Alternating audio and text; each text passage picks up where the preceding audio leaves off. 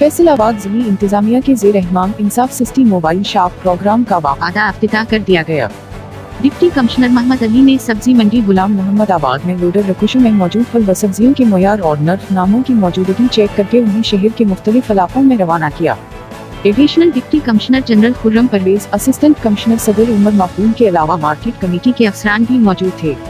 Deputy commissioner نے اس موقع پر media سے گفتگو کرتے ہوئے بتایا کہ انصاف سستی موبائل شاپ پروگرام وزیراعظم عمران خان کا انقلابی اقدام ہے، جس کا مقصد ماہ رمضان میں شہریوں کو ان کی دہلیز پر سبزیاں اور پھل تھوک قیمت پر فراہم کرنا ہے۔ اس سلسلے میں شہر میں 150 انصاف سستی موبائل شاپس متعارف کرائی گئی ہیں۔